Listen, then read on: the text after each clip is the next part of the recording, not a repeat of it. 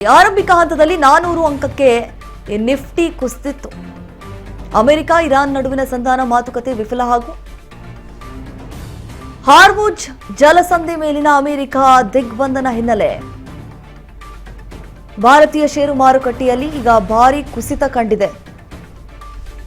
ಷೇರು ಮಾರುಕಟ್ಟೆಯಲ್ಲಿ 1500 ಕುಸಿದಿರುವಂಥದ್ದು. ಆರಂಭಿಕ ಹಂತದಲ್ಲಿ 400 ಅಂಕಕ್ಕೆ ನಿಫ್ಟಿ ಕುಸಿದಿರುವಂಥದ್ದು. ಈಗಾಗಲೇ ನೋಡಿ, ಅಮೆರಿಕ ಇರಾನ್ ನಡುವಿನ ಸಂಧಾನ ಮಾತುಕತೆ ಫೇಲ್ ಆಗಿಬಿಟ್ಟಿದೆ. ಎಲ್ಲ ಒಂದ್ ಕಡೆ ಅನ್ಕೊಂಡಿದ್ರು ಸಕ್ಸಸ್ ಆಗತ್ತೆ ಅಂತ ಹೇಳಿ, ಆದರೆ ಒಪ್ಪಂದಕ್ಕೆ ಒಳಗಾಗಲಿಲ್ಲ ಅಮೆರಿಕ ಅಧ್ಯಕ್ಷರಾಗಿರುವಂತಹ ಡೊನಾಲ್ಡ್ ಟ್ರಂಪ್.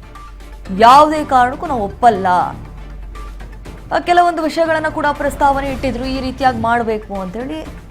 ಅವ್ಯಾವುದು ಕೂಡ ಆಗಲಿಲ್ಲ. ಈಗ ನೋಡಿದ್ರೆ ಸಾಕಷ್ಟು ತೊಂದರೆ ಆಗ್ತಾ ಇದೆ. ಷೇರು ಮಾರುಕಟ್ಟೆಯಲ್ಲಿ 1500 ಅಂಕಕ್ಕೆ ಸೆನ್ಸೆಕ್ಸ್ ಕುಸಿದಿರುವಂಥದ್ದು. ಆರಂಭಿಕ ಹಂತದಲ್ಲಿ 400 ಅಂಕಕ್ಕೆ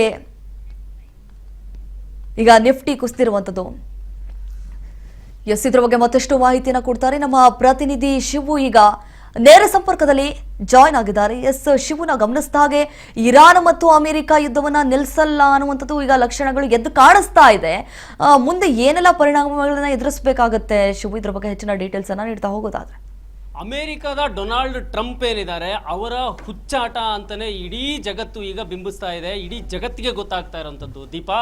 ಇಡೀ ಜಗತ್ತಿಗೆ ಏನೆಲ್ಲ ಅಮೆರಿಕ ದೊಡ್ಡಣ್ಣ, ಅಮೆರಿಕ ಬಹಳ ಬುದ್ಧಿವಂತ ರಾಷ್ಟ್ರ ಅನ್ನೋ ರೀತಿಯಲ್ಲಿ ಬಿಂಬಿತ ಆಗಿತ್ತು. ಆದರೆ ಡೊನಾಲ್ಡ್ ಟ್ರಂಪ್ ಅವರ ಇತ್ತೀಚಿನ ಹೇಳಿಕೆಗಳು, ಅವರು ಮಾಡ್ತಿರೋ ಪೋಸ್ಟ್ಗಳು, ದಿನ ಒಂದೊಂದು ಗಂಟೆಗೂ ಅವರು ಬದಲಾಯಿಸ್ತಿರುವಂಥ ಹೇಳಿಕೆಗಳನ್ನು ನೋಡಿದ್ರೆ ನಿಜಕ್ಕೂ ಕೂಡ ಆಶ್ಚರ್ಯ ಆಗುತ್ತೆ. ಯಾವ ರೀತಿಯ ಮನಸ್ಥಿತಿ ಇರುವಂಥ ಡೊನಾಲ್ಡ್ ಟ್ರಂಪು ಅಮೇರಿಕವನ್ನ ಲೀಡ್ ಮಾಡ್ತಾ ಇದ್ದಾರೆ ಅನ್ನುವಂಥದ್ದು ಇಡೀ ಜಗತ್ತಿನ ಜನ ನಿಬ್ಬೆರಗಾಗಿ ನೋಡ್ತಾ ಯಾವ ಈ ರೀತಿಯ ಮನುಷ್ಯನ ಅಂತ. ಅಂದರೆ ಅವರು ಈಗ ಹೇಳಿಕೆ ಕೊಟ್ಟಿರುವಂಥ ಬೆನ್ನಲ್ಲೇನೆ ಹಾರ್ಮುಜ್ ಜಲಸಂಧಿಯನ್ನು ನಾವು ಕೂಡ ಬಂದ್ ಮಾಡ್ತೇವೆ, ನೀವೇನು ಬಂದ್ ಮಾಡೋದು, ನಾವೇ ಬಂದ್ ಮಾಡ್ತೇವೆ, ಯಾವ ಹಡಗುಗಳನ್ನು ಹೋಗೋದಕ್ಕೆ ಬರೋದಕ್ಕೆ ಬಿಡೋದಿಲ್ಲ ಅಂಥೇಳಿ ಅವರ ಸೈನ್ಯವನ್ನು ಹಾರ್ಮುಜ್ ಜಲಸಂಧಿ ಕಡೆ ಸೈನಿಕರ ಹಡಗುಗಳನ್ನು ರವಾನೆ ಮಾಡಿದ್ದಾರೆ.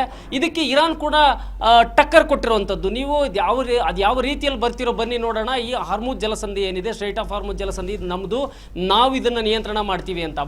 ಶಾಂತಿ ಸಂಧಾನದ ಪ್ರಮುಖ ಬೇಡಿಕೆಗಳಲ್ಲಿ ಇದು ಒಂದಾಗಿತ್ತು. ಅಮೆರಿಕ ನೀವು ಇಮಿಡಿಯೇಟ್ ಆಗಿ ಅದನ್ನು ಫ್ರೀ ಮಾಡಿ ಅಂತ ಹೇಳಿತ್ತು. ನಾವು ಫ್ರೀ ಮಾಡೋದಿಲ್ಲ, ಅಲ್ಲಿ ಟೋಲನ್ನು ಹಾಕ್ತೇವೆ, ನಾವು ಪ್ರತಿಯೊಂದು ಹಡಗಿಗೂ 1% ಅಷ್ಟು ಟೋಲನ್ನು ಹಾಕ್ತೀವಿ, ಅದನ್ನು ನಾವು ರೀಬಿಲ್ಟ್ ಮಾಡೋಕ್ಕೆ, ಇರಾನ್ ರೀಬಿಲ್ಟ್ ಮಾಡೋದಕ್ಕೆ ಅಂತ ಅನ್ನೋದನ್ನು ಹೇಳ್ತಾ ಇತ್ತು.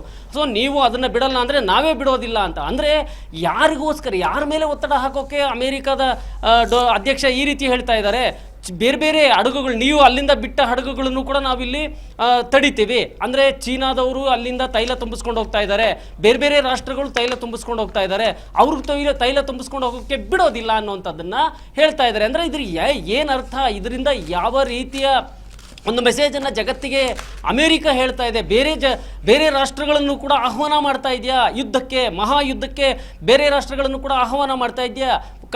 ಇರಾನ್ಗೆ ಯಾರೆಲ್ಲ ಸಪ್ಲೈ ಮಾಡ್ತಾರೆ, ಶಸ್ತ್ರಾಸ್ತ್ರಗಳನ್ನು ಸಪ್ಲೈ ಮಾಡ್ತಾರೆ, ಅವ್ರ ಮೇಲೆ ಕೂಡ ನಾವು ಟ್ಯಾಕ್ಸನ್ನು ಹಾಕ್ತೀವಿ ಅಂತೇಳಿ ಹೇಳಿದರು. ನೇರವಾಗಿ ಚೀನಾಗೆ ಬೊಟ್ಟು ಮಾಡಿ ತೋರಿಸಿದ್ರು. ಚೀನಾ ಈ ಎಲ್ಲ ಆರೋಪಗಳು ನಿರಾಧಾರ ಅಂತ ಕೂಡ ಪ್ರತಿಕ್ರಿಯೆ ಮಾಡಿತ್ತು. ಅಂದರೆ ಪ್ರತಿಯೊಂದು ಜಗತ್ತಿನ ಪ್ರತಿಯೊಂದು ರಾಷ್ಟ್ರವನ್ನು ಎಳೆದು ತರುವಂಥ ಕೆಲಸವನ್ನು ಈಗ ಡೊನಾಲ್ಡ್ ಟ್ರಂಪ್ ಮಾಡ್ತಾ ಇದ್ದಾರಾ? ಇದೆಲ್ಲವೂ ಪ್ರಶ್ನೆಗಳು ಇವಾಗ ಮೂಡ್ತಾ ಇರೋಂಥದ್ದು. ಕದನ ವಿರಾಮ ಘೋಷಣೆ ಮಾಡಿದ್ದಾರೆ, ಆದರೆ ಅಲ್ಲಿ ಸೈನ್ಯವನ್ನು ನಾವು ಕಳಿಸ್ತಾ ಇದ್ದೀವಿ ಅಂತ ಹೇಳ್ತಾರೆ. ನೀವು ನಮ್ಮ ಬಳಿ ಯಕಶ್ಚಿತ್ ಮಂಡಿ ಊರಿ ನಾವು ಏನು ಹೇಳ್ತೇವೋ ಆ ಒಂದು ಷರತ್ತುಗಳಿಗೆ ಒಪ್ಪಿಕೊಳ್ಳಬೇಕು ಅಂತಾನೆ ಈವರೆಗೂ ಕೂಡ ಅಮೆರಿಕ ಹೇಳ್ತಾ ಇರುವಂಥದ್ದು. ಕಳೆದ 2 ತಿಂಗಳ ಹಿಂದೆ ಏನು ಪರಮಾಣು ಒಪ್ಪಂದದ ವಿಚಾರದಲ್ಲಿ ಮಾತುಕತೆಗಳನ್ನು ಶುರು ಮಾಡಿದ್ರು, ಆ ವೇಳೆಯಲ್ಲೂ ಕೂಡ ನಾವು ಹೇಳಿದಾಗೆ ನೀವು ಕೇಳಿ ಅಂತ ಹೇಳಿದ್ರು. ಇರಾನ್ನ ಅಧಿಕಾರಿಗಳು, ಇರಾನ್ನ ರಾಜತಾಂತ್ರಿಕ ವ್ಯಕ್ತಿಗಳು ಅದಕ್ಕೆ ಒಪ್ಪಲಿಲ್ಲ. ಆ ನಂತರದಲ್ಲಿ ಯುದ್ಧ ಶುರುವಾಯಿತು. ಆದರೆ ಈಗ ಇಸ್ಲಾಮಾಬಾದಲ್ಲಿ ನಡೆದಂಥ ಮಾತುಕತೆ ಏನಿದೆ ದೀಪಾ, ಆ ಮಾತುಕತೆಯಲ್ಲಿ ಕೂಡ ಇದೇ ರೀತಿಯ ಒಂದು ವಿಚಾರಗಳನ್ನು ಇಟ್ಟಿದ್ರು. ಈಗ ಅದು ಸಂಧಾನ ವಿಫಲ ಆಯಿತು. ಈಗ ಮತ್ತೆ ಒಂದು ಹುಚ್ಚಾಟ ಅಂತಲೇ ಹೇಳ್ಬೋದು. ಅವರು ಒಂದು ಪೋಸ್ಟ್ ಕೂಡ ಮಾಡಿದ್ದಾರೆ. ಈಗ ಏನು ಒಬ್ಬ ರೋಗಿಯ ಮೇಲೆ ಜೀಸಸ್ ಕ್ರೈಸ್ಟ್ನ ರೀತಿಯಲ್ಲಿ ವೇಷ ಧರಿಸ್ಕೊಂಡಿರುವಂಥ ಟ್ರಂಪ್ನ ಫೋಟೋ ಟ್ವೀಟ್ ಮಾಡಿದ್ದಾರೆ. ನಾನು ಜೀಸಸ್ ಅನ್ನೋ ರೀತಿಯಲ್ಲೇ ಅವರ ತಲೆ ಮೇಲೆ ಕೈ ಇಟ್ಟು ಹೀಲ್ ಮಾಡುವಂಥ ಸ್ಥಿತಿಯಲ್ಲಿ ಈ ರೀತಿಯದೆಲ್ಲ ನೋಡ್ತಾ ಇದ್ರೆ ನಿಜಕ್ಕೂ ಕೂಡ ಆಶ್ಚರ್ಯ ಆಗುತ್ತೆ. ಇಡೀ ಜಗತ್ತು ಮತ್ತೆ ಯುದ್ಧಕ್ಕೆ ಬಿದ್ದರೆ ಏನಪ್ಪ ಗತಿ ಅನ್ನುವಂಥ ರೀತಿಯಲ್ಲೇನೆ ನೋಡ್ತಾ ಇರೋದು ದೀಪಾ. ಎಸ್ ಶಿವು, ಅಂದ ಹಾಗೆ ಎಲ್ಲರ ಚಿತ್ತ ಶಾಂತಿ ಸಂಧಾನ ಸಭೆಯತ್ತ ಅನ್ನುವಾಗಿ ಎಲ್ಲರೂ ಕೂಡ ಕಾದು ಕೂತಿದ್ರು. ಎಲ್ಲೋ ಒಂದು ಕಡೆ ಯುದ್ಧ ನಿಂತು ಬಿಟ್ರೆ ನಿಟ್ಟುಸಿರು ಬಿಟ್ಟಂಗೆ ಆಗತ್ತೆ ಅಂತ ಹೇಳಿ ಕೂಡ ಎಲ್ಲರೂ ಭಾವಿಸಿದ್ರು. ಆದರೆ ಯುದ್ಧ ಮತ್ತೆ ಕಂಟಿನ್ಯೂ ಆಗಿದೆ. ಸೊ ಈಗ ಮತ್ತೊಂದು ಕಡೆ ಅಮೆರಿಕ ಈ ಹಾರ್ಮೋನ್ ಜಲಸಂಧಿಯನ್ನ ತಮ್ಮ ವಶಕ್ಕೆ ಪಡೆದುಕೊಳ್ಬೇಕು ಅನ್ನುವಂತಹ ನಿರಂತರವಾಗಿ ರಣತಂತ್ರವನ್ನ ಕೂಡ ಹೆಣಿತಿದ್ದಾರೆ ಡೊನಾಲ್ಡ್ ಟ್ರಂಪ್. ಸೊ ಮುಂದೆ ಈಗ ಭಾರತಕ್ಕೆ ಎಷ್ಟರ ಮಟ್ಟಿಗೆ ಗ್ಯಾಸ್ ಅಭಾವ ತಟ್ಟಿದೆ ಅಂತಂದ್ರೆ ಎಲ್ಲರೂ ಕೂಡ ಪಾಪ ಪರದಾಡುವಂತಹ ಪರಿಸ್ಥಿತಿಗೆ ಒಳಗಾಗ್ಬಿಟ್ಟಾರೆ. ಮುಂದಿನ ದಿನ ಮತ್ತೆ ಅಭಾವ ಎದುರಾಗಬಹುದಾ ಹೆಂಗೆ ಶಿವು? ಖಂಡಿತವಾಗ್ಲೂ ಅಭಾವ ಎದುರಾಗುತ್ತೆ. ಈಗಾಗಲೇ ಯುದ್ಧ ವಿರಾಮ ಘೋಷಣೆ ಮಾಡಿದ ಕೂಡಲೇ ಅಲ್ಲಿಂದ ಭಾರತದ ಹಡಗುಗಳು ಬರೋದಕ್ಕೆ ಶುರುವಾಗಿದ್ವು. ನಿರಾತಂಕ ಒಂದು ಹಂತಕ್ಕೆ ನಿರಾಳ ಆಗಿತ್ತು.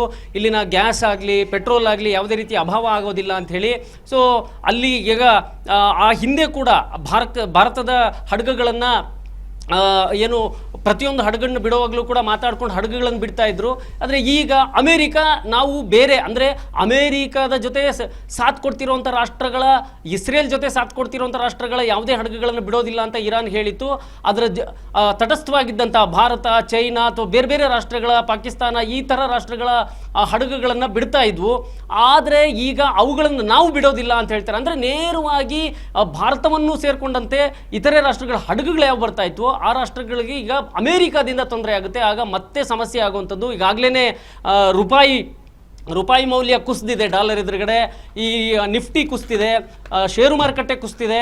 ಈ ರೀತಿಯ ಒಂದೊಂದು ಹೇಳಿಕೆ ಕೊಡ್ತಂಥ ಸಂದರ್ಭದಲ್ಲಿ ಭಾರತದ ಮೇಲೂ ಕೂಡ ಅಪಾರವಾದಂಥ ಪ್ರಭಾವ ಬೀರ್ತಾ ಇರುವಂಥದ್ದು. ನಿಜಕ್ಕೂ ಕೂಡ ಆತಂಕ ಆಗುತ್ತೆ. ಈ ಒಂದು ಸ್ಥಿತಿಯಲ್ಲಿ ಭಾರತ ಯಾವ ರೀತಿ ನಿರ್ಣಯ ತಗೊಳ್ಬೇಕು ಅನ್ನುವಂಥದ್ದು ಭಾರತದ ನಾಯಕರುಗಳಿಗೂ ಕೂಡ ಈಗ ಚಿಂತೆ ಆಗಿದೆ. ಅವರು ಕೂಡ ಆಲೋಚನೆ ಮಾಡ್ತಾ ಇದ್ದಾರೆ. ಈಗ ಒಂದು ಕಡೆ ಮಾತುಕತೆ ಮಾಡಲೇಬೇಕಾಗುತ್ತೆ. ಈಗ ಇರಾನ್ ಹತ್ರ ನಾವು ಮಾತಾಡಿ ಹೇಗೋ ಹಡಗುಗಳನ್ನು ತರಿಸ್ಕೊಳ್ತಾ ಇದ್ದೀವಿ. ಈಗ ಅಮೆರಿಕ ಅವುಗಳನ್ನು ಬಂದ್ ಮಾಡ್ತೀವಿ ಅಂತ ಹೇಳ್ತಿದೆ. ಅಂದ್ರೆ ಎಲ್ಲರೂ ಸಮಸ್ಯೆಗೆ ಸಿಕ್ಕಾಕೊಳ್ಳಿ, ನಾವು ಮಾತ್ರ ಸಮಸ್ಯೆಗೆ ಸಿಕ್ಕಾಕೊಳ್ಳೋದು ಬೇಡ, ಬರ್ಲಿ ಅನ್ನೋತ. ಅಂದ್ರೆ 3ನೇ ಮಹಾಯುದ್ಧಕ್ಕೆ ಅಮೆರಿಕ ಇಸ್ರೇಲ್ ನಾಂದಿ ಹಾಡ್ತಾ ಇದೆಯಾ, ಕಾಲು ಕೆರೆದು ಎಲ್ಲರನ್ನೂ ಜಗಳಕ್ಕೆ ಕರಿತಾ ಇದೆಯಾ ಅಂತಾನೆ ಇದರಿಂದ ಅನಿಸ್ತಾ ಇರುವಂತದ್ದು. ದೀಪಾ, ಎಸ್ ಶಿವು, ತಾಗಿ ತಮ್ಮ ಮಾಹಿತಿಗಾಗಿ